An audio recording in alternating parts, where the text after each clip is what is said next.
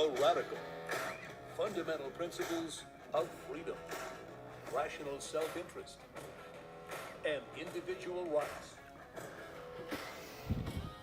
This is the Yaron Brook Show. All right, everybody. Welcome to Yaron Brook Show on this Monday, August 26th. I hope everybody had a great weekend.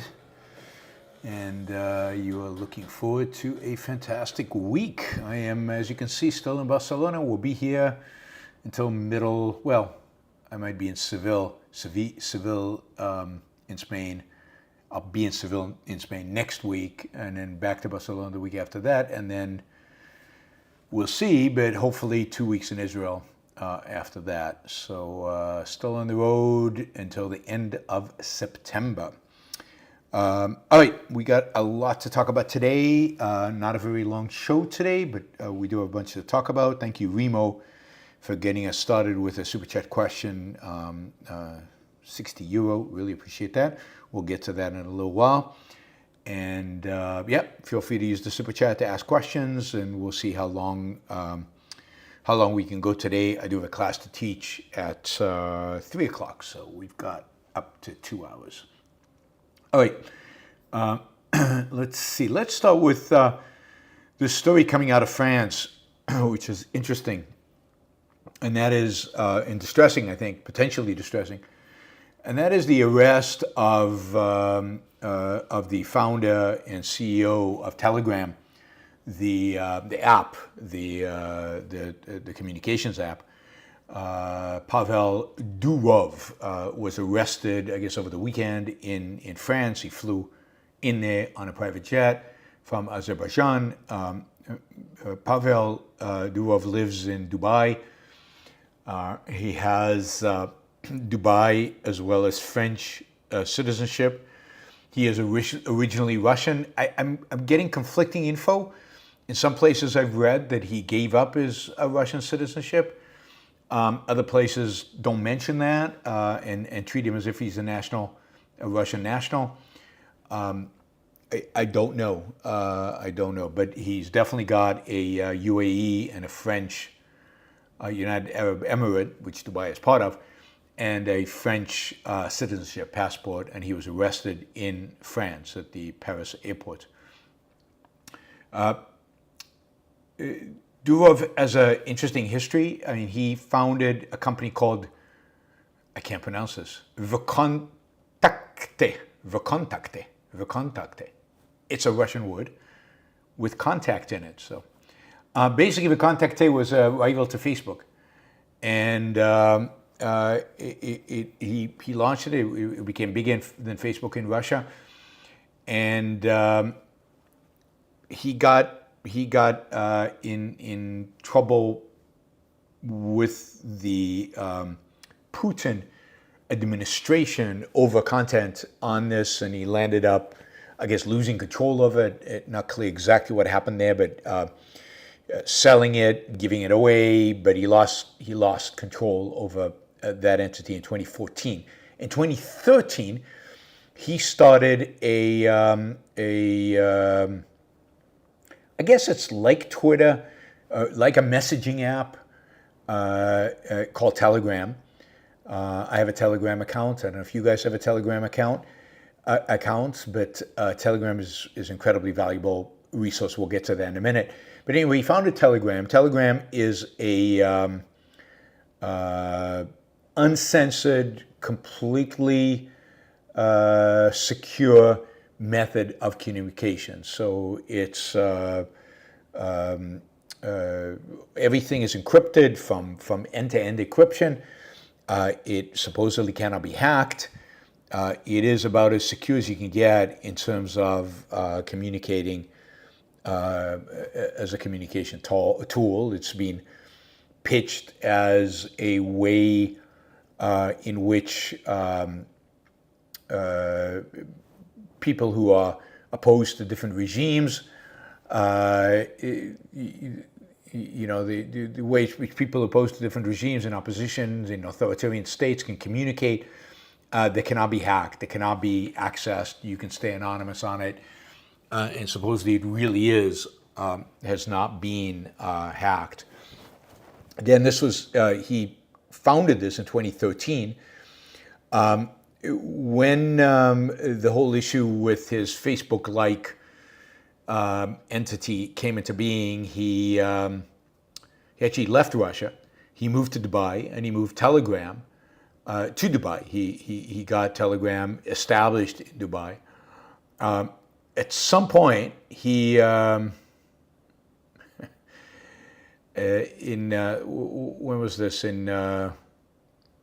After he left Russia in 2014, he traveled to Berlin, San Francisco, London, Singapore, and other cities before he decided to make Dubai the headquarters for Telegram. Russia at some point decided tried to ban Telegram because it was being used by people in the opposition. Dissenting voices were using Telegram, and it was outside of the control. It couldn't be hacked by the Russian authorities. So they tried to ban it, which is interesting given their response today. But anyway, they tried to ban it.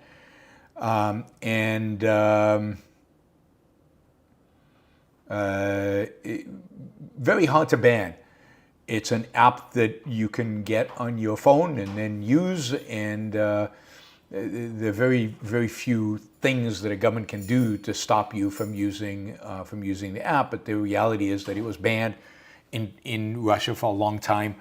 It was frowned upon, and then that ban eased somewhere around 2020 when some executives from the company went to Russia, were on a tech panel with Russia's prime minister, and had some conversations with the Russians, and the Russians basically reinstated the app in 2020. Again, they banned it, and then in 2020 they reinstated it. In April 2018, Russian authorities tried to block access to Telegram. It wasn't very effective, but they opened access in 2020. Since then, since they opened the access, Telegram has been one of the primary ways of communication in Russia for the opposition, but also, it turns out, for government entities, both for government security forces. Many people are arguing that the war in Ukraine is being run on Telegram. That is, that orders and assignments and intelligence assessments all being reported, all being communicated via Telegram because it is such a secure platform. Indeed, Telegram is also used by the Ukrainians for similar purpose. I get a lot of my up-to-date, minute-by-minute news about what is going on in Israel from a couple of Telegram channels a couple of Telegram channels from Israel. So it is a channel that's heavily used. It's heavily used in war zones. It's heavily used by opposition parties. It's heavily used in authoritarian states. Very difficult to regulate, very difficult to control. And you can imagine that as a consequence of the fact that it's so difficult to penetrate, it's so difficult to control, it's so difficult to limit, this is the preferred platform of every bad guy out there in the world, I assume, right? So you could imagine the drug dealers and weapons dealers and, I don't know, secret services and CIA-like entities that are out there working for bad actors, all using Telegram. There's a competitor called Signal, which is a competitor to Telegram, but Telegram is probably the main player in this space, and everybody is using it. Telegram prides itself on not doing any real moderation, although they claim that they are abiding by moderation laws established by the EU. It seems like there's a bit of a contradiction there, but it does seem like a place. So for example, you can find a lot of the videos that people would not show after October 7th, like the terrorist videos that they took from the procams. You can find a lot of those videos that Facebook and Twitter and all these other channels won't show. You can find them on Telegram. Again, you can find coverage, uncensored coverage of various conflicts on Telegram. It's a phenomenal news source. Again, I use it for particularly Israel. I also used it at the beginning of the Ukraine war. There were some Telegram channels that you could get in English from Ukrainians about what was going on a daily basis. It's also true that a lot of the information we get about conflict inside Russia, about what's going on with the Ukraine war, comes from dissenters on Telegram. There are also military channels on Telegram. These are Russians that talk about military issues in Russian on Telegram. And then the people like on Twitter who will translate that and then publish. I follow people like that. So it's how you get information that's not filtered through the mainstream media, but it's also could be complete BS. So you have to judge whether it's true or not. But it's how you get raw information from a variety of different places around the world where it's difficult to get that information directly. Anyway, over the weekend, Pavel Durov was arrested in France. It's not clear the basis for the arrest. We will find out in the next few days, I guess. They can't hold him for very long. They've got a French law. They can hold him for 24 hours. And then based on, I guess, what they discovered during the 24 hours, they can hold him for a maximum 96 more hours before they have to formally charge him. So right now he's in the 96-hour period. He passed the 24-hour. They extended it. There's a lot of speculation. It could be that he is being accused or that the platform is being used by terrorists, drug dealers, armed dealers, and that he is not doing, based on EU law, the necessary stuff to restrict the use by those actors. It's not clear exactly what exactly he could do, given the encrypted nature of all of this. I don't know enough about this, but this is one accusation. So there are laws in the EU that says you can't use a social media platform, or responsible, I guess, for how your platform is used. For if it's being used for terrorist attacks, you can be accused under French law for terrorist attacks. So that's one theory, is it's all around criminal activity on the platform. The second possibility is that he's going to be accused of some kind of espionage, maybe helping the Russians. Even though Russia tried to ban Telegram, supposedly there's cozy relationship between Telegram and the Russians now. And it's also, there's rumors, although they've been denied, that Pavel was just in Azerbaijan. He was just in Azerbaijan. He flew to Paris from Azerbaijan. But the rumor is that he met Putin in Azerbaijan. Who the hell knows if that's true? Probably not. But maybe he's being accused by the French of some kind of national security. Maybe he accused of spying for the Russians and working for the Russians. I do not know. But this has become a huge focus of the free speech debate. Elon Musk has come out demanding that he be released and accusing the European Union of censorship, again, before we even know what he's being accused of. It's a question of whether you can hold the person who has the platform responsible for the communication that happened on the platform. Can we hold AT&T responsible for the crimes committed by people communicating about those crimes on the AT&T platform, on the AT&T phones? The answer to that is no, I don't think. And yet, there's an assumption that on social media you can. At least the EU assumes that. I don't know what the US stance is. I think the US, particularly with Section 230, I think the US, you cannot go after the platforms for communication that happens in secret by people on the platform. But Europe has a lot of misinformation laws, moderation laws, all kinds of things like that. They're trying to go after Elon Musk because of these things, and maybe this is their way of sending a warning signal out there. If that's the case, this is very bad.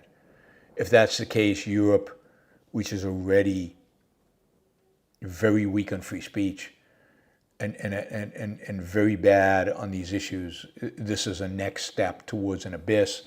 This is really, you're going to accuse the CEO of a communications platform. You're going to accuse him of crimes for allowing crimes to be, I guess, coordinated on your platform. I mean, that seems ridiculous. And again, particularly given the nature of this platform, where Telegram itself doesn't have access to the messages. The messages are encrypted. So Telegram itself is not monitoring those things. Now, maybe there's some idea of monitoring based on some keywords or but there are ways to get around that. Russia is panicking. Russia's panicking because the reality is that Telegram is used by their intelligence services and is used by their military. They're very, very scared that that Pavel Durov is going to hand the French access to the encryption key to all this Russian information, all this Russian intelligence information. Again, I don't know enough about Telegram and the way it works. Maybe some of you do on the chat. Maybe you guys know more about the technical aspects of it. Can you access all the messages? Are they saved, or is it peer-to-peer and it's erased once? I don't know. I mean, but the reality is that the Russians are panicking, and they're worried about the fact that some of the encrypted information gets into the hands of the enemies of Russia, or as they perceive them, the enemies of Russia, that the French are using this arrest of Durov, or this, the arrest of Durov as a way to squeeze Telegram, to give them information, or to open up a back door into the encrypted channel so they can get that information. David Arsenault, who's a tech guy, says Telegram is not secure by default, and even the secure chat uses some questionable encryption. That's interesting, because I thought Telegram was the most encrypted of all the platforms. So there we go. I was wrong. I trust David to know more about this than I am. But anyway, the Russians are afraid. Obviously, there's access into the Telegram platform, and they're worried that that access will be given to enemies of the Kremlin, enemies of the Russians. Anyway, this has national security implications for the Ukraine, particularly for the Ukraine-Russia conflict. This has free speech issues. Is Europe going to stamp down on it because, I don't know, there was hate speech expressed on Telegram, and therefore the EU is going to arrest the CEO of Telegram? It has implications to how do we deal with a platform on which, let's say, illegal activity is being coordinated. Can we arrest the CEO for that? It has a lot of implications for freedom and liberty. I mean, my default is no. I mean, having a platform is not violating anybody's rights. Somebody using my platform where I've said I'm not moderating, I'm not intervening, to do something negative is not my responsibility. It's their responsibility. So the use of the platform does not create liability. I believe that is true. I think that's fundamental to freedom and liberty. You cannot charge me for something that I have no responsibility and no control over. So that's going to be a big issue, and we're going to see what the French actually charge him with.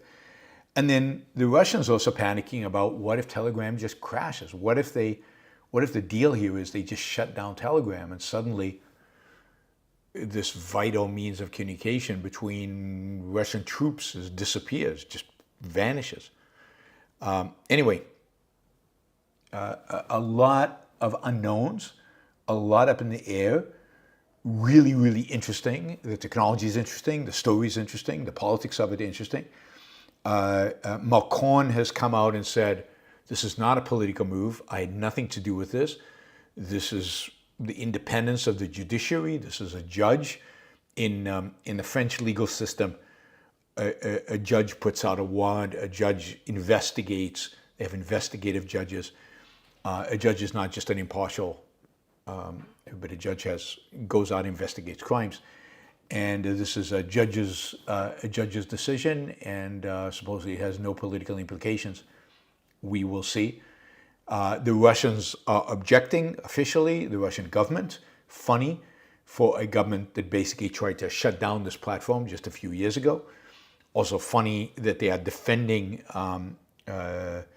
Durov, even though, at least by some accounts, Durov has given up his Russian citizenship and is quite opposed to the Putin regime. But maybe not. Maybe, in this case, maybe Durov has come to some kind of alignment with Putin. Maybe he did meet with him in Azerbaijan. Who knows, is the point. There's a lot of uncertainty. A lot of uncertainty. Anyway, interesting. And a lot of chat on social media because a lot of people are concerned that this is a free speech issue, which it might be. I mean, Europe, as we've talked about many times, not exactly a bastion of free speech. So to be continued and to be monitored. I'll fill you in as I learn more over the next few days, as we learn more about what's going on.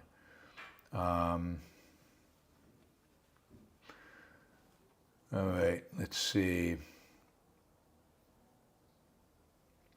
Yes, let's talk about Israel and the Hizbollah.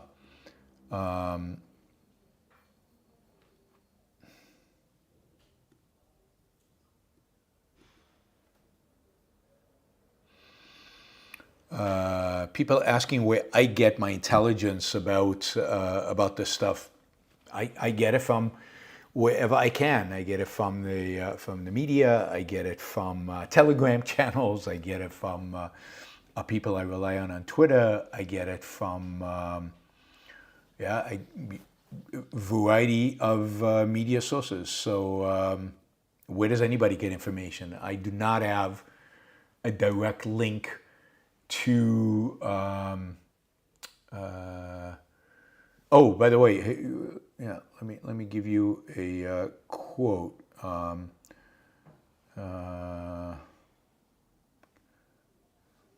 Yeah. So today in Russia, this was a huge news story. You can go and find it. It's if you want to translate Russian news stories. A number of Russian commentators on state TV were commenting on it last night and today, and since this has happened. Here's one Russian commentator, Nezavismaya Gazeta. Quote, this blow to Telegram threatens to be a blow to Russia. With Pavel Durov arrest, Western intelligence services could obtain messages, encryption keys.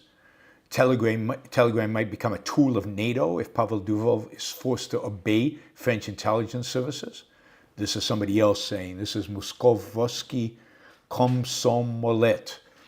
Telegram chats contain a huge amount of vitally important strategic information. I mean, I don't know. I don't have first-hand information. This is Russian media saying this. Again, this Komsomolet continues to say, if Telegram crashes, how is our army going to fight? So, maybe this is all bullshit, but again, this is coming directly from Russian media complaining, and maybe they're exaggerating the case because there's some other incentive, some other motivation. I don't know.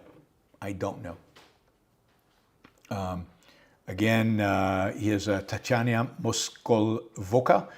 The real reason for arresting Pavel Durov was to shut down Telegram, a platform where you can discover the truth about what's happening in the world. Everyone who strives for free speech protests this. This is obviously from an opposition force within Russia. These are the opponents of Russia. So you get commentary all over the place, but this is the best I have. You guys can go search. You don't know that it's bull, because you don't have any better sources of information to the person on the chat who claims that this is all bullshit. You have no clue, but because you're probably just reading, you're reading your sources, which are probably less objective and less informed than mine. I'll just risk it as saying that. So far, my record has been pretty good on Russia, Ukraine. My record has been pretty good on these kind of things. All right, Israel. Over the weekend, or was it yesterday morning in Israel time, Hizbollah decided it was going to do its big punitive attack on Israel for killing the number 2 of Hizbollah. And they both prepared the regular array of missiles and drones to attack the Israeli north.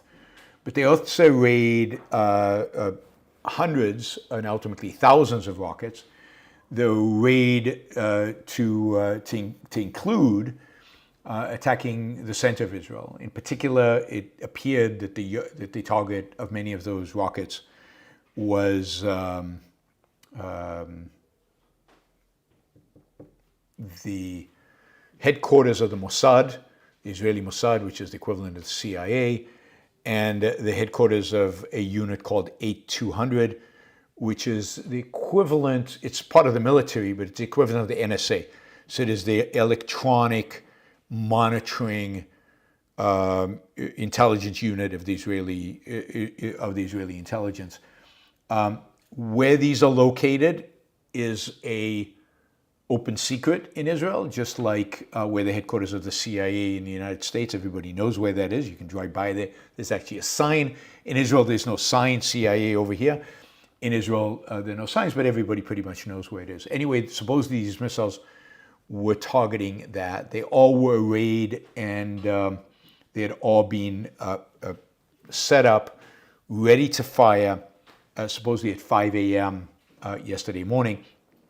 Of course, given the quality of the missiles and given where the headquarters of the Mossad and the headquarters of 8200 unit are located in north of Tel Aviv in the Herzliya area, Ramat HaSharon area, surrounded by the city, surrounded by civilian population.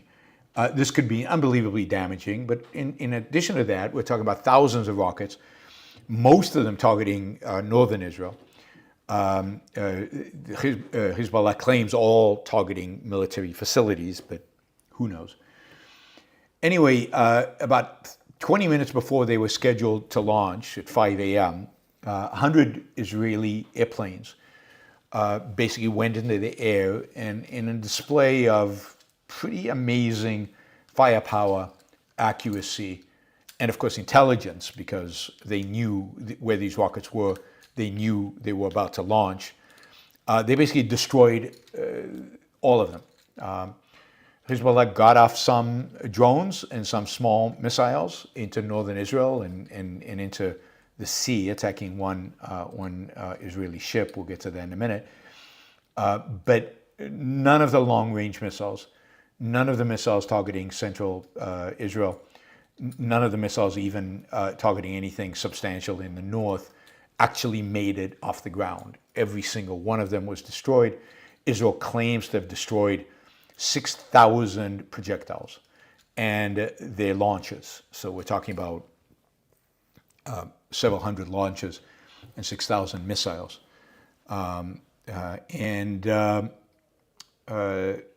So that happened yesterday. This was supposed to be the big revenge that Hezbollah had prepared for Israel. There are photographs of one of the missiles hitting a chicken coop, a place where chickens are held, and basically, with the exception of one soldier who was killed on a boat, there were no casualties in Israel, except for some chickens. And some of the memes online are pretty funny. A lot of the memes being published by Arabs making fun of Hezbollah, Arabs all over the Middle East, and describing, in a sense, that your vengeance for your number two in Hezbollah is a few chickens, and then playing off of that theme of chickens versus the number two of Hezbollah, playing off of that theme, in an expanded kind of way. It's been pretty funny to watch. But basically, Israel showed its military capability. It showed its intelligence capabilities. It showed the vast superiority militarily over Hezbollah or pretty much anybody else in the whole Middle East. This was done with the knowledge of the United States. That is, the United States was informed that Israel was going to do this. In a sense, it was a preemptive strike. But without the permission of the United States and without the help of the United States, as far as we know. What else can I tell you about this? I mean, other than it was pretty amazing achievement. Pretty amazing achievement. Sadly, it was not followed up with a full-scale invasion of Lebanon and the ultimate destruction of Hezbollah forces south of the Litani River, and ultimately the destruction of Hezbollah completely. Some commentators in Israel were expecting that. So if you followed Israeli media yesterday, many of the commentators were saying, oh no, this Air Force thing, that's just the beginning. It's just the beginning of something much bigger. We're going in, we're going to take them out, and nothing happened. Indeed, Israel has emphasized that they do not want to escalate. They took out Hezbollah, but they took out these particular missiles, but they don't want an escalation. Of course, as I've said over and over and over and over again, Israel needs escalation. Israel needs to escalate this. It needs to take away the threat. Of course, today, already again, drones and missiles are flying in from Lebanon into the very north of Israel, so they're not going any deeper than where they've been constantly attacking since October 7th. And so we're back to tit for tat game, which is not good for Israel, and of course is a violation of the rights of Israeli citizens, because you've got an entire population in the north of Israel that has been evacuated, and where Israel does not have sovereignty, in a sense of cannot keep the peace, because their lives are constantly threatened by the missile barrages from Lebanon. So you've got an Israeli government that continues to default on its responsibility to defend its own citizens. As amazing as the attack yesterday was, it was not enough. It was not enough. It's not what's needed. What's needed is much more. And what's needed is to bring peace to the north, and the only way to bring peace to the north is to devastate Hezbollah, to destroy it completely. And that cannot be achieved with tit for tat kind of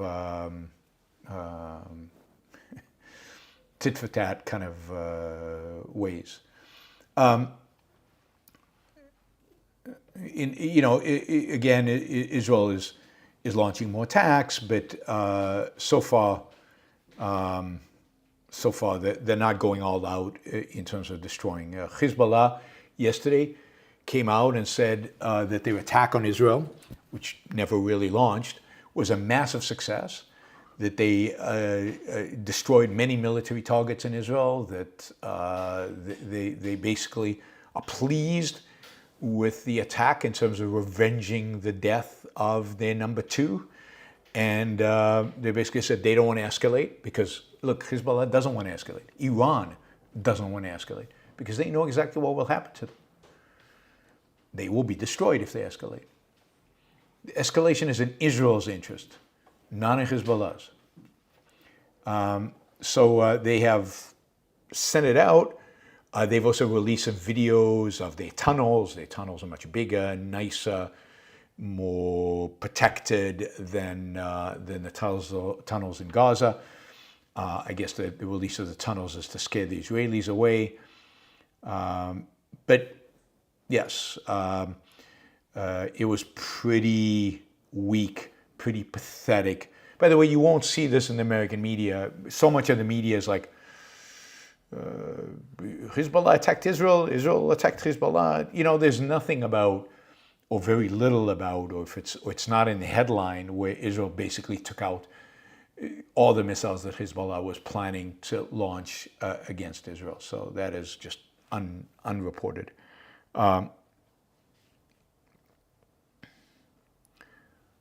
Now the story is that not Israel destroyed the Hezbollah missiles, but now the story is coming out that Hezbollah considered striking the IDF military base that houses the Mossad intelligence agency with precision-guided missiles, but decided against it in the last minute due to concerns that doing so would elicit a strong reaction from Israel. This is Israeli Army Radio is reporting.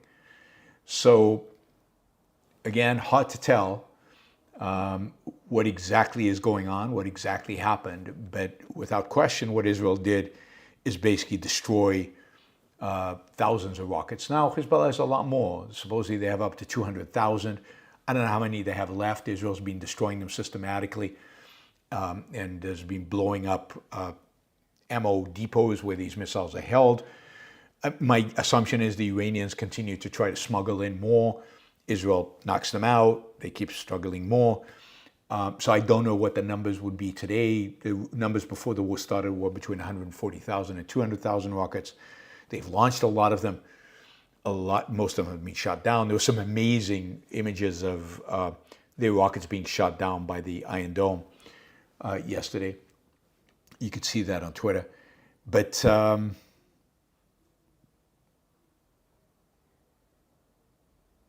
anyway, so Hezbollah does not want a war with Israel. It does not want a war with Israel. And Israel is allowing them to harass it, to kill its people, to disrupt life, to force people out of their homes without bearing the consequence for doing that.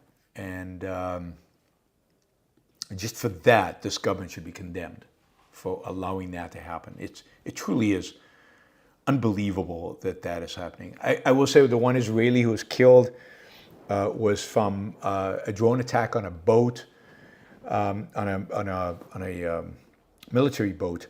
It's not clear if the drone actually hit the boat or when it was shot down, fragments hit the boat, or whether there was some kind of error with the missile shooting down the drone and that missile hit the boat. So the exact details are not clear at this point, but something hit this boat and a number of sailors were injured and one of them passed away, unfortunately. Other than that, as far as I know, there were no casualties from the Hezbollah attack on Israel yesterday. At some point, Israel's going to have to escalate. At some point, they're going to shut it down. Negotiations between Israel and Hamas are still continuing in Cairo. It seemed like they'd broken down. Every day it seems like they're breaking down. It seems like nobody actually wants to admit that they're breaking down. The Americans keep pushing hope. Maybe Israel's waiting for that to finally resolve itself before dealing with Hezbollah. I don't know. But the reality is Hezbollah has to be dealt with. And a deal between Israel and Hamas would be an absolute disaster, in my view, for Israel.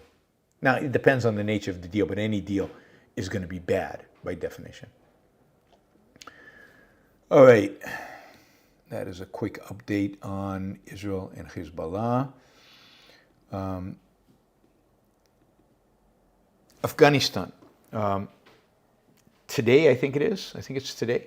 Yes, August 26th is the 3 years to one of the most humiliating events in really in American military history, and that is the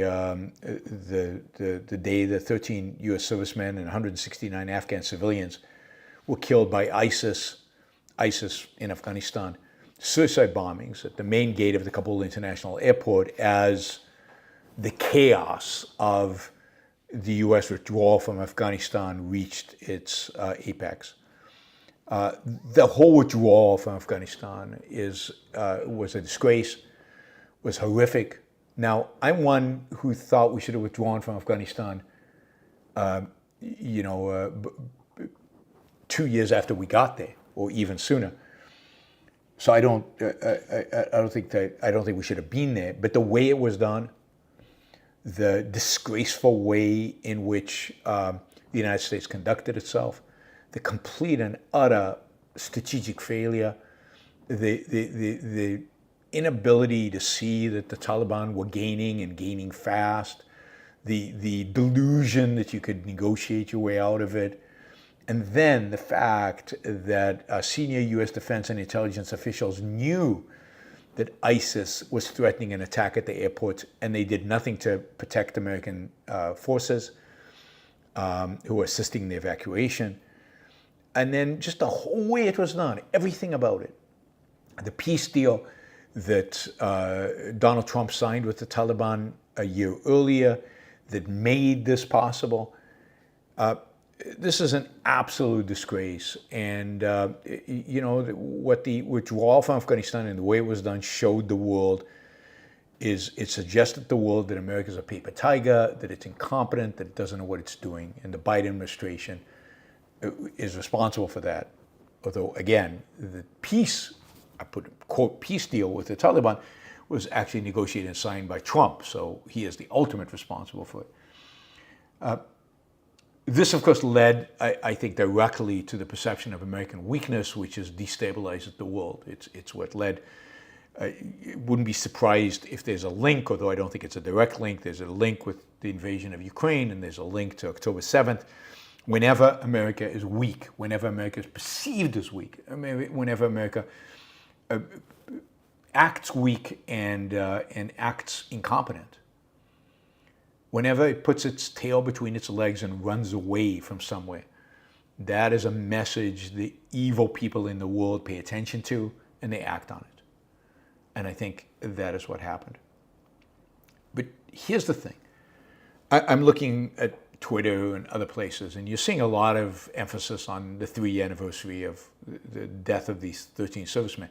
In particular, you're seeing it from Republicans, right? The Democrats don't want you to remember this because this was a Biden fiasco. But Republicans do, and Republicans are highlighting this and making a big deal out of it, and these 13 members, and what did they die for, and all of that. And it's all true. However, you don't see the same people talking about the 2,000 plus American troops that died in Afghanistan. For what? For Trump's peace deal with the Taliban? You don't see the same people complaining about the many thousands of American troops who were injured, who were crippled by the war in Afghanistan.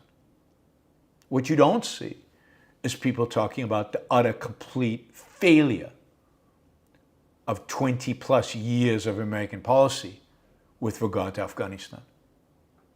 What you don't see is people upset, right or left, by the fact that the U.S. military and U.S. politicians lied to the American people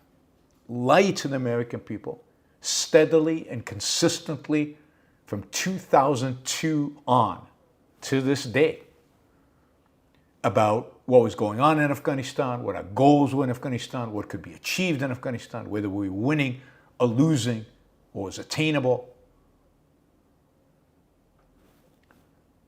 The fact that there was no strategy, the fact that they didn't think it could be won, the fact that it was almost from day one destined to fall back into the hands of the Taliban, the fact that America never went to win, the fact that thousands of American kids died, were sacrificed, were crippled by an incompetent Bush, Obama, Trump, Biden administrations, by the fact that our generals and our intelligence officers and our commanders throughout the military did nothing and I emphasize nothing, to protect our young men, and lied to the politicians and lied to one another and lied to all of us. There was an amazing piece of journalism that came out, 2 years ago, 3 years ago, in the Washington Post of all places, that ultimately they turned it into a book, documenting the actual memos that were going back and forth within the Defense Department, within the Pentagon, about the war in Afghanistan, and then comparing that to public statements they were making, and showing the lies, the deception, the self-deception often, of our military leaders and our political leaders. And nobody gave a damn. Nobody gave a damn. Not on the right and not on the left. So give me a break, all you Republicans bemoaning the 13 servicemen. You don't give a shit. You don't. Because if you did, you'd be bemoaning the 2,000 who died in Afghanistan. You'd be critical of the entire mission, and you'd be critical of the administrations that were responsible for the horrors of the Afghan war.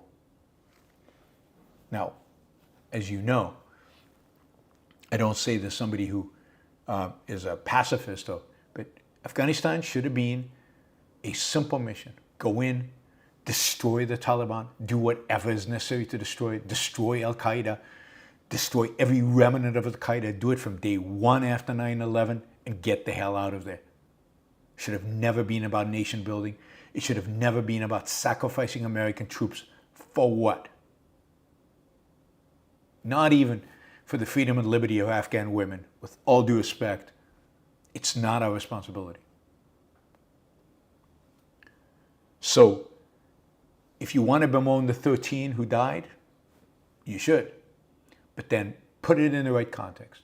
And put it in the context of the hundreds, the thousands who died in Afghanistan for nothing, who were sent there by Bush and Obama and Trump and Biden to die for nothing. So that the Taliban returned to exactly the same ways that it was before, in spite of what they promised Donald Trump, who signed the peace deal with them and handed Afghanistan back to the Taliban. Another act of betrayal from an American president. So I know that the lives of American soldiers are not a partisan issue to be bantered back and forth between the two political parties, but they're both responsible. They're both responsible for not winning that war on Americans' terms, for handing it back to the Taliban, and for the lives of thousands of American troops who were destroyed. And that our rules of engagement and our politicians and our generals did nothing to protect those kids. Nothing. They sacrificed them for nothing. For nothing. Certainly not for the protection of America. Certainly not for the individual rights of Americans. For being liked by tribal warlords. I don't know for what. It's so despicable. And I've talked about this a lot in my past. If you go back to my shows, you'll find a lot of me talking about it when the Washington Post stories came out originally. I talked about it. I talked about way back in 2002, 3, 4, 5, 6, 7, 8 about the horrors of Afghanistan and what was going on there. I talked about this war movies that have been made about Afghanistan that show some of this. Anyway, got that out of my system. Let's see. All right, 2 more quick stories, and then I'll go to your questions. Just a reminder that you can ask questions. You can also support the show by using stickers, value for value. And you get to control the show by asking the particular questions. That's how we shape the show.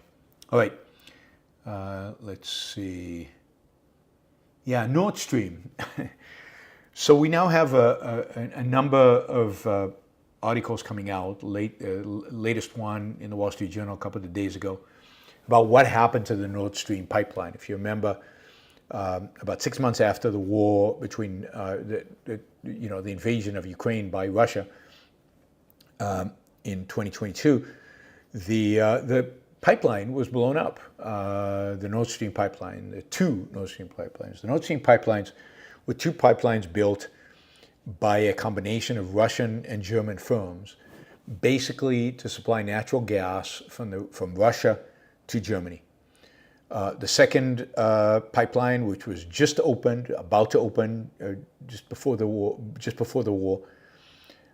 was one that the American administrations opposed. They told the Germans not to build it because it basically made Germany and the rest of Europe dependent almost completely on Russian energy supplies.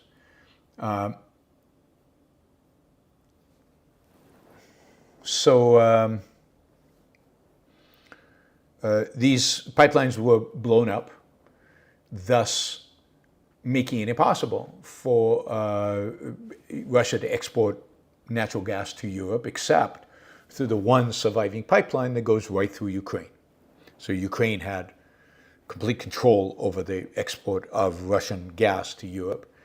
It put Europe into an energy crisis, which they somehow survived ultimately, in spite of all the doom and gloom that was claimed. And of course, it cut significant revenue from the Russians. And there was a lot of speculation at the time who'd done it. Probably the strongest view was that the United States did it because it had the technology. Remember, these are pipelines in the North Sea. They're pretty deep. They're hard to get to. Finding the pipelines exactly, blowing them up. The assumption was that this required sophisticated technology that only either Russia, the United States, or maybe some of the Scandinavian countries even had the technology to pull it off. And most focused on the CIA and the United States as probably doing it. And there were a lot of rumors around that. But then there was also rumors about Russia doing it in order to blame the US. So it was filled with conspiracy theories, but nobody actually knew. Well, now it seems like we do know. It seems like the intelligence agencies, particularly the Germans, have figured this out. Germany has a huge incentive to figure it out. They're the ones who were a lot of money was spent to build these pipelines, and it was their energy that got cut off. And it turns out that this was an operation of the Ukrainians. It turns out that in May of 2022, a handful of senior Ukrainian military officers and some Ukrainian businessmen were celebrating the success in halting the Russian invasion. And they were drinking, and they were a little drunk, and they were a little, super patriotic. And somebody suggested that what they need to do is destroy Nord Stream, the pipelines. And somebody took it seriously. And indeed, funded by Ukrainian business people, didn't cost a lot. It's supposed to be about $300,000. And a Ukrainian senior officer recruiting a bunch of special op officers. And they basically did it. They basically chartered a boat. They went out into the Baltic Sea where these pipelines were running through. They identified and figured out where the pipelines were using tech, right? And they basically dove and put explosives detonators on it and blew them up. Now, this is not a simple operation. Just to give you a sense, to spend 20 minutes at the depth of where these pipelines are requires you to do 3 hours of decompression as you come back up. If you come back up fast, you're not going to survive. You're going to die. So they would have to come up very, very, very slowly, which means they had to be underwater for about, 4 hours. It also means that once you did a dive like that, you cannot die for at least 24 hours. Otherwise, you will suffer real damage. So, a small team, one of them were a woman, so that they could look like they were just tourists out, traveling around in the Baltic Sea. They set out from, I guess they set out from originally from Rostock in Germany. They stopped in Poland. They even stopped in in one place in Sweden, in one place in Denmark. They identified the sites, they laid the explosives, and they remotely detonated them on September 26th, 2022. They basically had diving equipment, satellite navigation, and a portable sonar, and open source maps of the seabed charting the positions of the pipelines.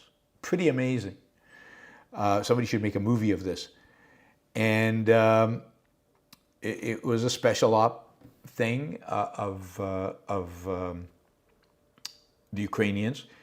It sounds like, at least this is based on the story that we have now from the Wall Street Journal and from German intelligence, that at some point the CIA got wind that something was happening, and they basically called Zelensky and said, "Stop it! You can't blow this up. We don't allow it." At the time, when people said this was the Biden administration did it, and I said they're too cowardly to do it. There's no way the Americans did it. So they convinced Zelensky not to do it. Zelensky called up his military guy who was in charge of this operation and said, "Stop it." And the guy said, "Nope, not stopping it." And he went ahead and did it anyway. So, pretty much one of these James Bond operations. Pretty cool, pretty simple, and yet sophisticated. It seems like German intelligence has now figured it all out. They have the names of the people. They have arrest warrants. Indeed, part of how this story got released and became public is that Germany had an arrest warrant over one of these people who was living in Poland. And the Polish were, procrastinating about arresting this guy. And in the meantime, he escaped to Ukraine. And everybody assumes that the Poles just basically told him, "You better get out of here, because otherwise we're going to have to arrest you and hand you over to the Germans." So he scuttled over back to Ukraine. So the Germans are not happy. There is some fear that as this goes public, Germany is going to withdraw some of its support for Ukraine. We will see. It's an interesting story. But at least now, I think we've got finality in terms of what actually happened to the Nord Stream pipeline. By the way, the amount of natural gas that was released when these explosions happens, the amounts of natural gas that went into the atmosphere causing climate change, right, was equivalent to the amount of CO2 that the entire economy of Denmark emits in a year. Happened in that one instance of that explosion, and the pipeline emptying out into the ocean and into space, I guess. Again, at least according to what we read in the media. Now, Germany has suspected that it was a Ukrainian plot, primarily because the CIA tipped them off. And they and the Dutch and the Swedes, I guess, and Netherlands to be trying to figure this out, and it really does look like it's all kind of coming together.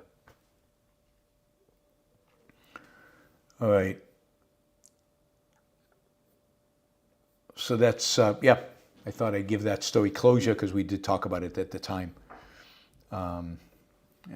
Good for the Ukrainians is all I have to say. All right, finally, this is kind of just a crazy story. You remember the astronauts that were sent to the International Space Station? They were sent there on a Boeing spacecraft. Their mission was delayed. There were problems with the spacecraft. Anyway, they got to the space station. They were supposed to be there, I think, a week. But it turned out that there were problems with the Boeing spacecraft, and they could not use it to come home. Since then, they've been trying to fix the problems and to get these astronauts home. And the conclusion now is, can't be fixed. They're not going to come home on a Boeing spacecraft. And they're stuck on the International Space Station. And we've talked about this before. They're stuck until early next year. NASA has come out and said, we can't get them home. It's too risky to use the Boeing spacecraft. And basically, they called up Elon Musk. And they said, hey, Elon, can you put out a SpaceX spaceship to go get these astronauts back? And Elon said, well, of course, I can do that. I'm Superman. And so Elon, SpaceX is going to launch early next year a spaceship to the International Space Station to bring back the 2 astronauts. I mean, this is truly an incredible story of unbelievable incompetence on the part of Boeing and NASA. It's one more, slam on Boeing, which is having lots of problems and lots of trouble. This is a PR nightmare for them. Again, not a story that's making a lot of news, not a story that a lot of people are emphasizing how pathetic and incompetent the government is with regard to its space program, and that it needs to rely on a private company to solve its problems, not a private company that is in bed with the government like Boeing is as a defense contractor, but the government that, yes, does work for the government, but is basically a private entrepreneurial, a privately funded company, completely privately funded company like SpaceX. So it really is pretty amazing. It's going to be interesting to watch. It's going to be quite a mission to watch SpaceX go get the astronauts, bring them back. We'll see how the media reports it and how the media plays it up or doesn't play it up. But there you have it.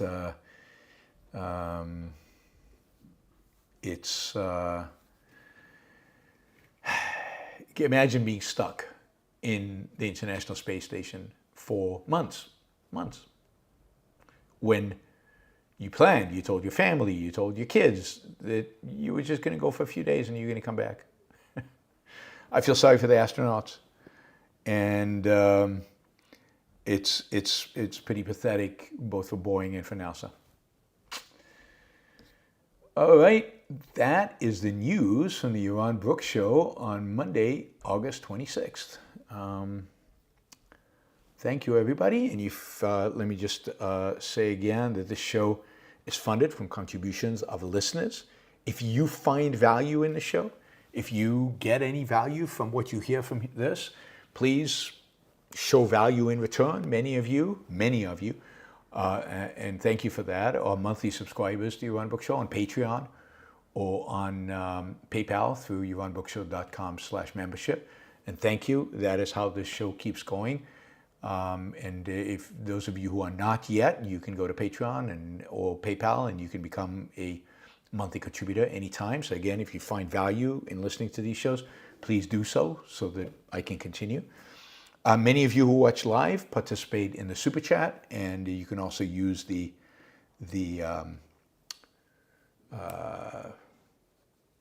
just a feature where it just allows you to make a contribution towards the show. Thank you. Again, value for value. We are all traders, or at least we all strive to be. Traders. Let's do the super chat. I want to make sure I can get through all of that, and then I will talk about the sponsors. Let's see, Remo. Remo asked, thoughts on the current leverage ratios of hedge funds? Recently, Chamath is the All In podcast, arguing in the All In podcast that hedge funds should be more regulated in regards to the leverage ratios because they are out of line. I mean, Chamath would know, right? I mean, he's an expert on hedge funds, I'm sure. I'm sorry. Maybe we should start. Maybe we need more regulations of venture capital funds and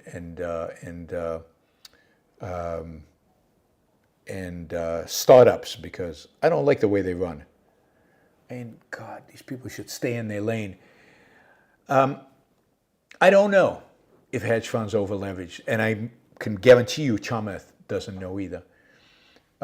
This knee-jerk reaction of, I see a problem, the government should do something about it, is horrible and misplaced. If there's over leverage and some of these hedge funds get into trouble, then their investors will take a hit. And the market will learn that too much leverage causes trouble, and maybe those investors will be more careful about investing in hedge funds that are over leveraged, and so on. That's the way markets work. You fail. I mean, I think the government should do something about all the startups that fail. It's not good. I'm against startups failing. So we should, maybe if they had some, if we had some regulations over, it's obvious that the venture capitalists are investing in too many startups because like half of them fail. Maybe we should have regulations and have a government bureaucrat decide which companies the VC should invest in, because then they won't fail, because I'm sure then the government will bail them out, and then we won't have failures. Look, I can almost with 100% confidence tell you that the entire U.S. economy is over-leveraged. There's too much debt in the U.S. economy, starting with the government. But generally, governments are overly leveraged, and so is the economy. People are taking on too much debt. They certainly took on too much debt when interest rates were zero, just not that long ago. Leverage is a wonderful thing. It allows you to make a lot of money on the upside, and it causes you to lose everything very, very quickly. Think about how your mortgage works. If you got a typical mortgage, you put 20% down, and so let's say it was $1 million house. You put $200,000 down, and the bank gave you an $800,000 mortgage. Now let's say the value of that house goes to $2 million. Well, you just 10x'd your investment. You didn't double your investment. You 10x'd your investment. You took a $200,000 money down, and now that's worth what? It's worth 1.2. Sorry, so you 6x your investment. You didn't 10x. You 6x your investment, right? It's worth 1.2 million. Your equity in the house. The 800,000 is constant. You pay it down a little bit over time. But let's say, so you get all the upside, and the upside is huge. You can, if the home value goes up by 200,000, let's say instead of $1 million, now it's worth 1.2 million, which is pretty standard in most American cities. It went up by 20% over the couple of years. Then you've just made, 100% on your investment, right? That's pretty cool. That's what leverage does. Let's say though that the value of the house goes down 20%. Well, you lose everything. You lose your entire 200,000 you put in. You still owe 800,000. The house is now worth 800,000. You've lost all your equity in the house. You've lost everything. So mortgages are a great way to leverage, because they allow you to buy a home before you can fully afford it in terms of cash, and they allow you to make the money on the way up. But they also provide you with massive risk on the way down. That's true in all leverage, in hedge funds, and in banks. Banks are massively leveraged institutions, 10 to 1 the leverage. They've got 10% equity, 90% debt. They're just waiting to fail, and they have, right? The government then bails them out often. Are hedge funds overly leveraged? Certainly some hedge funds are. What should be done about it? Absolutely nothing. If they're overly leveraged, they will fail. Investors will lose money. Worst things have happened. In 1998, we had long-term capital. At the time, the biggest hedge fund ever to fail. It failed because it was over-leveraged and it wasn't even that it was making bad investments. It was making actually good investments if you could wait. But in the short run, because of the leverage, they went below certain threshold and they lost everything. They were wiped out. And U.S. banks had to bail them out. The Federal Reserve basically told the banking system, bail them out. Alan Greenspan organized a meeting in his office and told the big banks, you got to bail out this hedge fund. And they did. It's probably not the last time that happens. And if it's a big hedge fund, the U.S. government will bail them out. If it's smaller hedge funds, they'll just let them collapse. But regulation is never the solution. Indeed, hedge funds now 100 times more regulated than they were 30, 40 years ago. And they're more leveraged, not less leveraged. Banks are the most regulated industry in the country, and they're the most leveraged industry in the country. So the fact that you're regulators does not reduce the risk. It actually, one could argue, increases the risk. It makes the risk now the government's responsibility, which makes the risk much worse.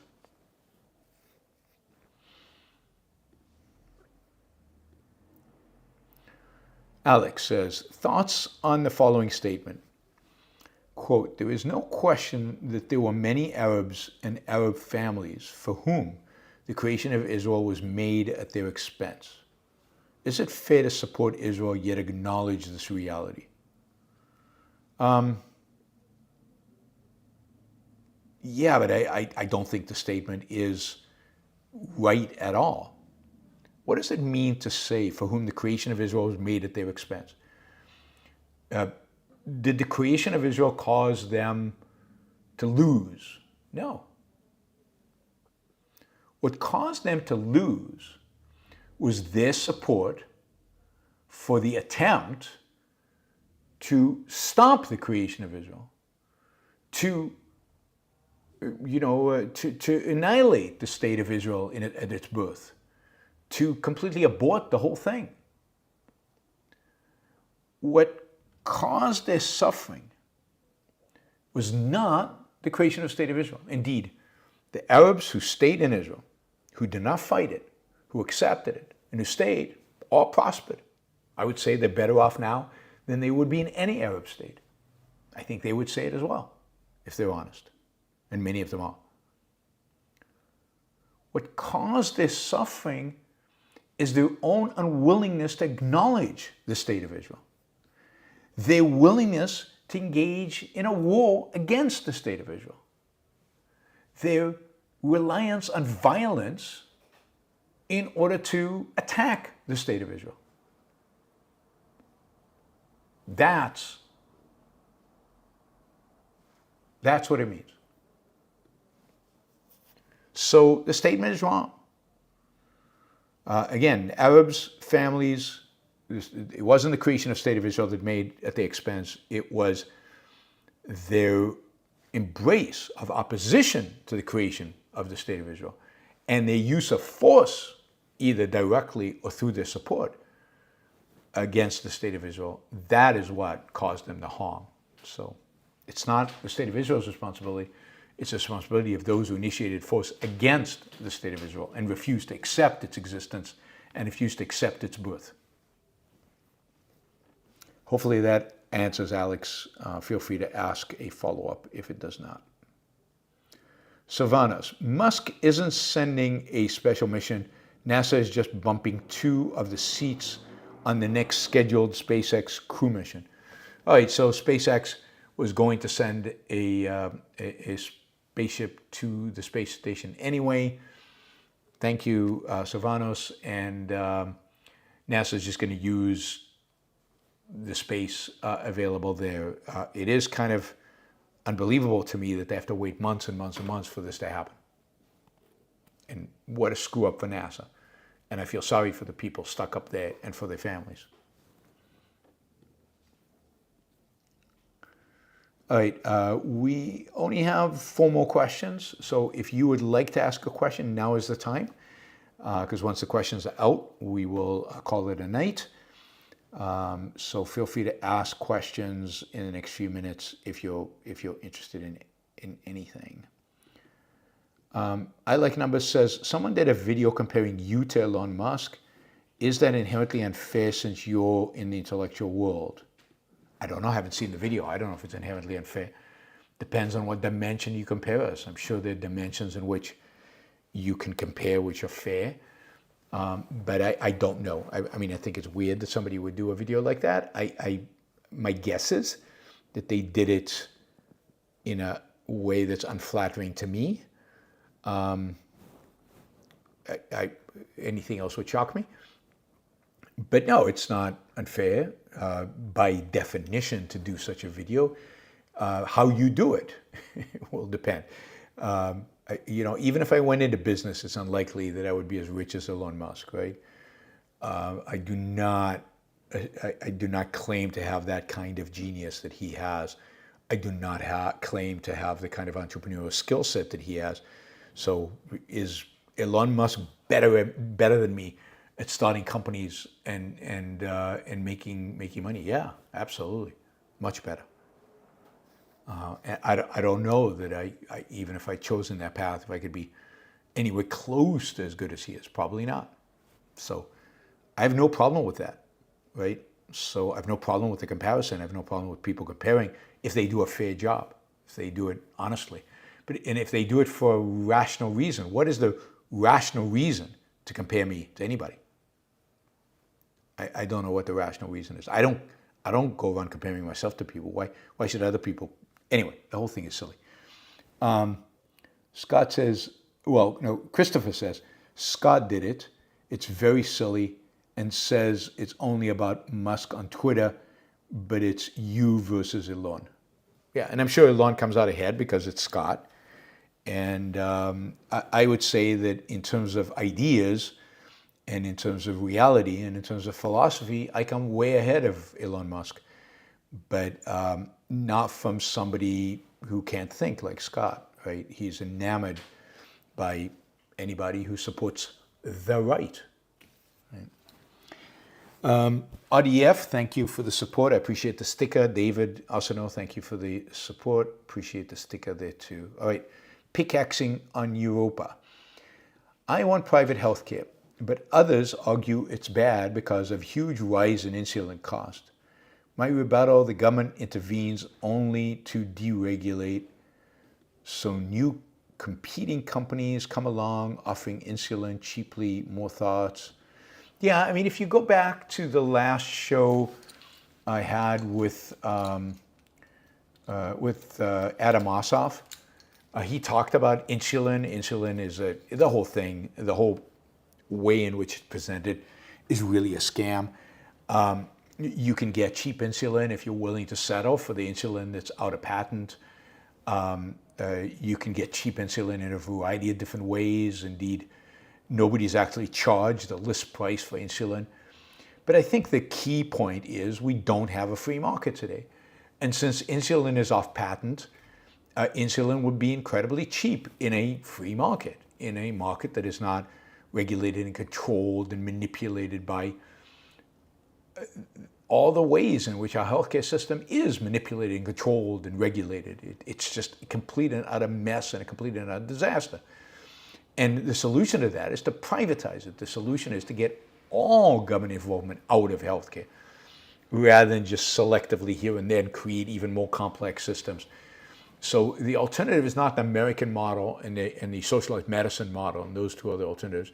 The alternative is the socialist model and private enterprise model, which is not the American model. The American model is a perverted, distorted mishmash, confusing mishmash of some private and a lot of state. And the results are not very good when it comes to things like insulin. The results are phenomenal. If you need cancer treatment, you're better getting cancer treatment in the United States. So if you're suffering a heart attack, you're better to be treated in the United States than anywhere in the world. But on a lot of things, it's not as good because of this system that's complete mishmash of a lot of different things. So what we should be defending is complete privatization, and under that circumstances, I think you will find that insulin probably becomes dramatically cheaper because of competition, and the delivery mechanisms get better and more effective and cheaper, and all healthcare costs in healthcare decline, and quality increases and variety increases. I mean, imagine if you didn't have the cumbersome FDA, but you actually had competition over screening drugs and screening medical devices, and you didn't have the unbelievable cost of developing new drugs. That could be streamlined because of competition. Yeah, life would be unimaginable. I mean, healthcare would be so much better than it is today in unimaginable ways. Thank you, Pickaxe in Europa. Wes, thank you, $100. Really, really appreciate the support. Thank you, Wes. Let's see, J. Korn. Briefly list some obvious U.S. military bases overseas you think should be closed. Let's assume we had a president committed to real defense and a vocal leader for civilization and rights. Cheers. Well, I mean, where do you start? I'd probably start with Qatar. I would definitely close our military base in Qatar and get our troops out of there. I do not think we should be we should have a headquarters and a military base and an airstrip in a terrorist funding anti-American state like Qatar. But I would get most of the troops out of the Middle East. American troops are not needed in the Middle East, particularly not once you destroy the Iranian regime. Get out, right? Destroy the Iranian regime and get out of the Middle East completely. Get out of Afghanistan, get out of Pakistan, get out of the Middle East. So you could get, if you had a proper, what did you call it, a proper president and vocal leaders of civilization and rights, I would basically take action against Iran and then leave. And that means basically leave the entire Middle East. I would get out of, ultimately, I would over time get out of Europe. I think the Europeans are rich enough to defend themselves. I don't think they need American military personnel on the ground. I would over time, again, I don't think you can do this quickly, but I will over time get out of South Korea. I think it makes sense to form a defense alliance between South Korea, Taiwan, Japan, and the United States, and maybe the Philippines, Australia, and New Zealand. But that doesn't necessitate American troops sitting in South Korea. South Korea is, again, a rich country. Maybe in the 1960s it needed to be defended. Today it can defend itself. I would, maybe rent a Navy facility from them, but otherwise get ground troops out of there. I would try to have some naval facilities in places like the Philippines, Japan, and South Korea, but otherwise not have other troops there. Guam is a great base for the United States. For Asia, I don't think it needs to be. Now, we have military bases today. I'm not just talking about Navy, but we have military bases. Military personnel in 120 different countries. I'd say almost all of them can be brought home. Almost all of them can be brought home. We have military personnel in South America. We have military personnel all over Asia. It's unnecessary. It's unnecessary. So I would close a lot of it down. Again, under the assumption that you could have a defense treaty around Europe with European countries being at the heart of it instead of America being at the heart of it. So you keep NATO, but NATO that now is Europe-centric, not America-centric. And then you have a Pacific Defense Alliance, which is, I'd say, Japan, South Korea-centric and not America-centric. But America backs both alliances up without much involvement of military bases and troops, maybe some Navy, and maybe you need some Navy bases in other parts of the world in order to facilitate the free flow of goods. So, you'd have to be a strategist for the Navy to say, okay, where would I put a base to be able to have coverage over the main trading routes in the world? And this includes, by the way, what's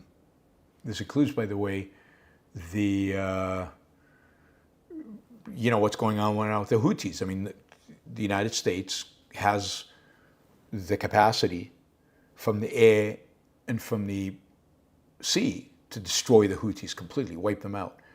And it should do that in the name of defending the sea lanes. That's what would be necessary, that kind of fight and that kind of deployment. All right, Adam says, have you seen Love Charlie on Netflix? It's about Charlie Trotter and his pursuit of perfection.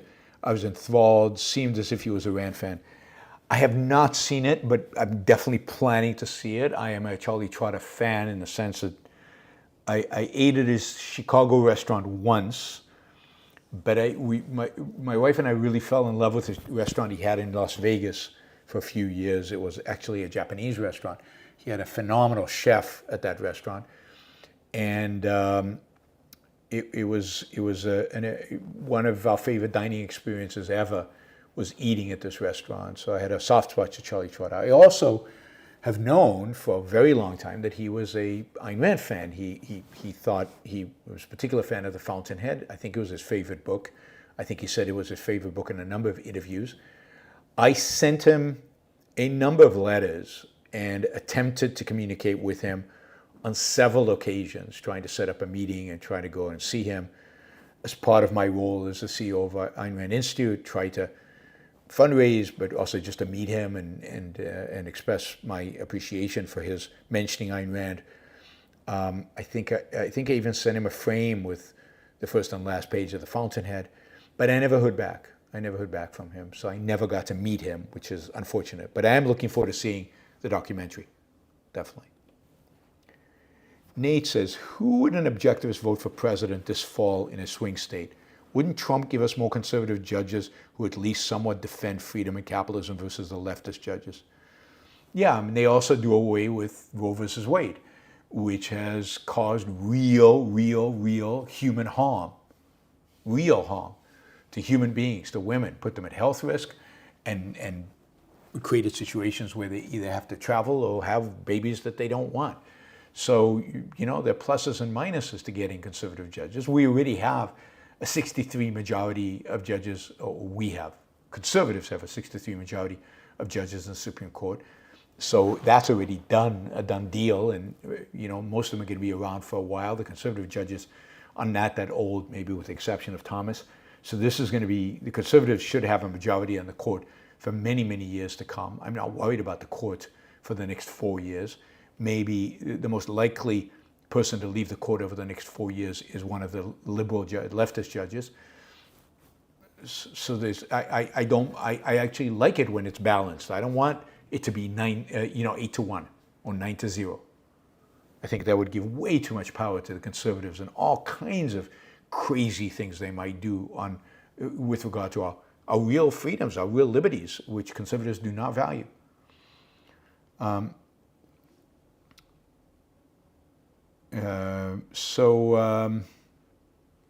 Who would an objectivist vote for president this fall? I'm not going to tell you who to vote for. I mean, I would not vote, even in a swing state. I would stay home. That's me. I know objectivists, a lot of objectivists, particularly the objectivist intellectuals, who are probably planning, I haven't talked to them, but are probably planning to vote for Kamala because they view Donald Trump as a real threat to the American system of government. Not a threat to any particular thing, but a threat to the entire system of government, to the constitutional framework of this country, whatever's left of it. Not a lot is left. Whatever's left, they view, and I think justifiably, that Donald Trump is a threat to that.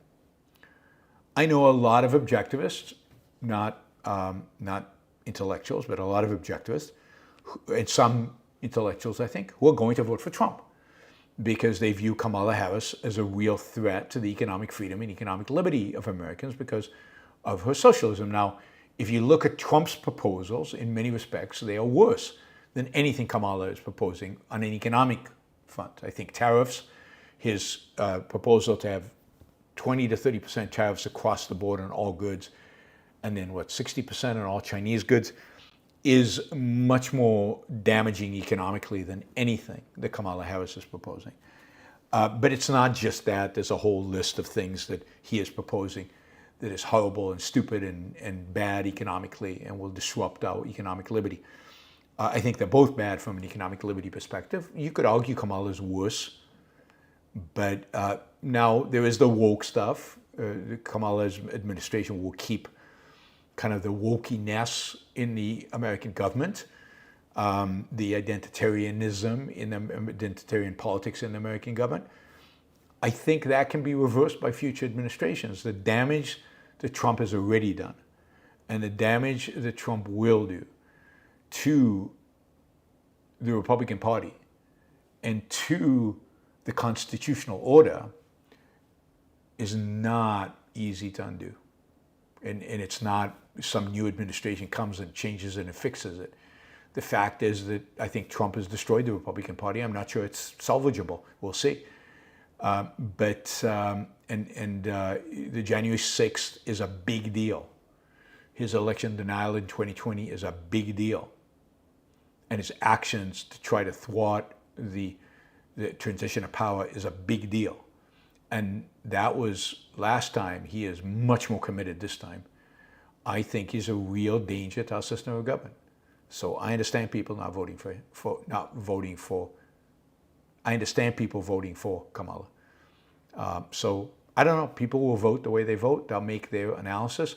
I've said often that I get it that people vote for Trump.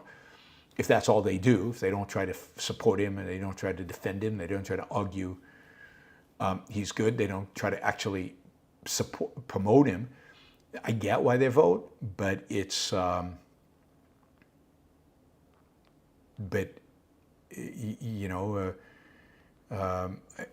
also get why people vote for Kamala, and I get why people don't vote at all. So it's a horrible choice we have.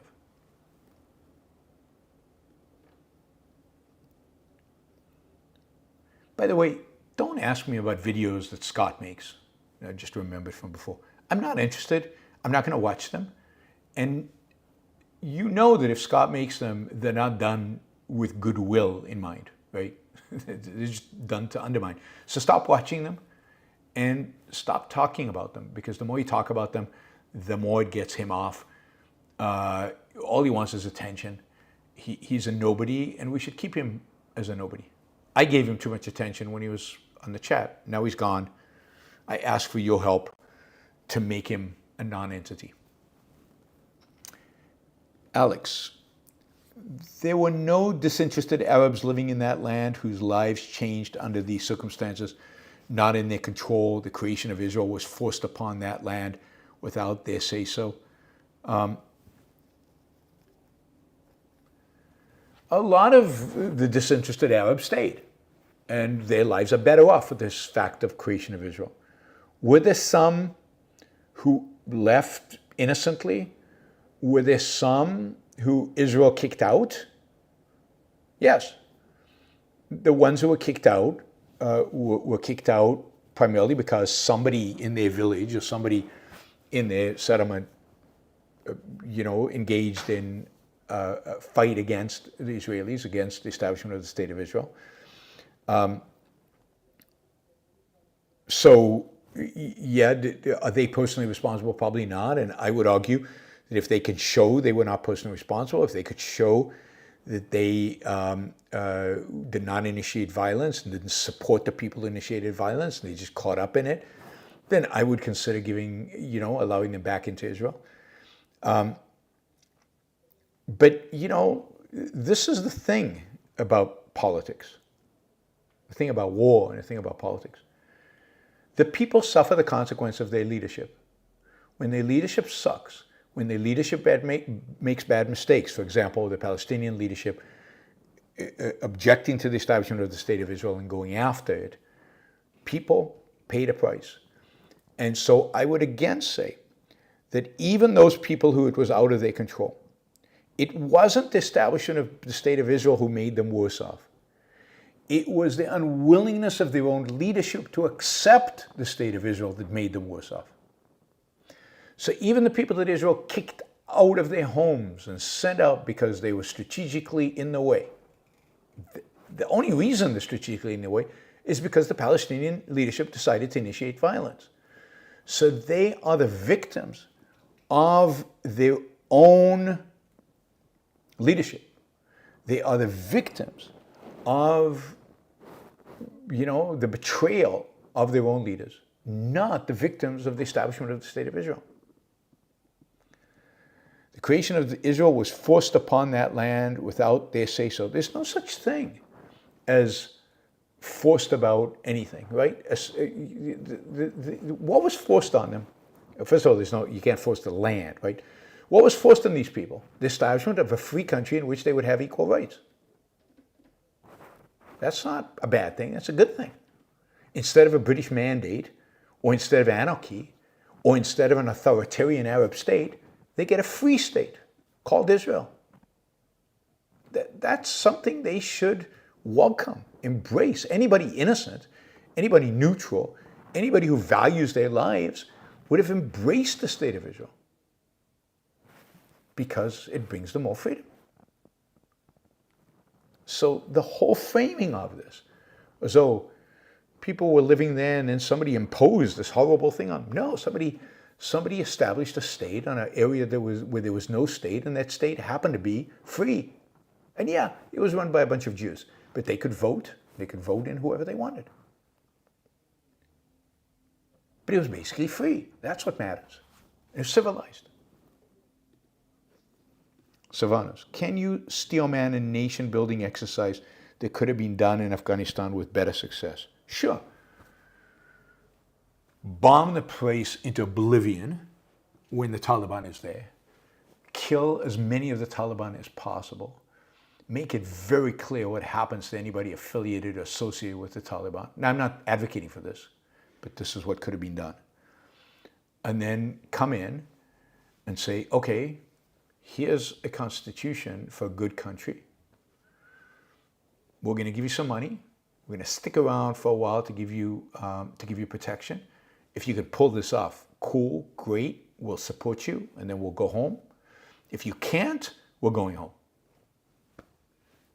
But first, you'd have to annihilate the remnants of the Taliban. And that would probably include making it clear to the Pakistanis that if they support the Taliban, they will get into big trouble with the United States.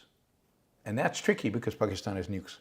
So I don't think we should have done nation building, but that's what you'd have to do. Thoroughly destroy the Taliban before you tried any nation building exercise. Hector says, been listening to you for 4 years, Yaron, since Lexs Fridmans' first appearance. I missed the late night live shows from the US. Please come to Chicago. When I get back to the US and we get back on a regular schedule, I'll reconsider doing a few shows late at night. I know a number of you are missing them, and maybe I'll do fewer of them. I'll still do the interview show on Monday nights, and maybe I'll add one more night to the program and do those shows. We'll see.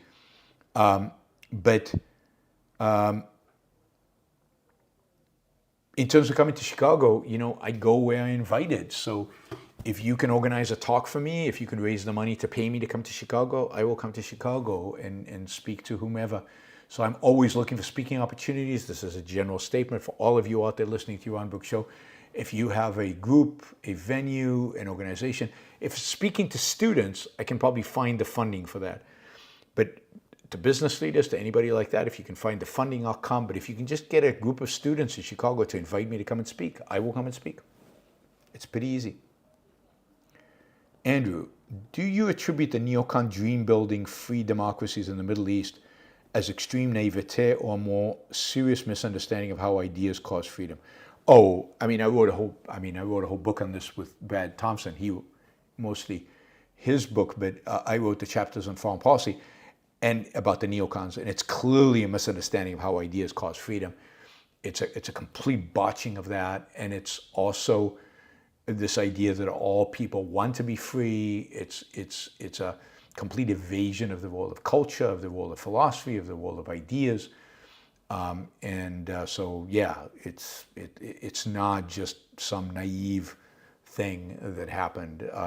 These are well-educated, people who know the Middle East, who've been to the Middle East, should understand what's going on. They don't get the role of ideas. Alex says, I'm just stating an opinion, not stating an opinion, just educational. No problem, Alex. Good questions. Andrew asks, when Andreeson and others write about the sense of darkness and foreboding in the world, it indicates a decline in the American sense of life. Is the sense of life in the country degrading? If so, why? Yeah, it's been degrading forever. And Andreeson, remember that Andreeson is in the best part of the country in a sense of growth and newness and discovery and advancing in that Silicon Valley, and he's part of that, it's degrading for a very simple reason, because the ideas that hold up the sense of life are degrading. The ideas of individualism, the idea of the efficacy of reason more than anything, the idea that we live in a political free state and we are free individuals and we have rights. All these ideas are in decline, and when those ideas decline, our sense of life is held afloat by an implicit philosophy. It's the implicit philosophy of the Enlightenment with some influences of Ayn Rand. As those ideas get weaker, our sense of life gets weaker, and those ideas are getting weaker. You can see that, by the state of our universities. So ultimately, the sense of life will be dictated by the state of the universities.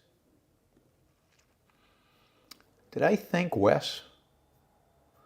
If not, thank you, Wes. Wes Stewart. And if I did, you deserve a second thank you. Thank you for the $100. Really, really, really appreciate it. Alex says, wow, thank you, Yaron. That made it clear. I'm glad. Always happy to clarify confusions. All right. That'll be the show for today. I will see you all tomorrow. Tomorrow will be the regular time for 2 p.m. East Coast time. I am still here in Barcelona. We'll be for a few more weeks. See you soon. I'll see you tomorrow. Bye, everybody.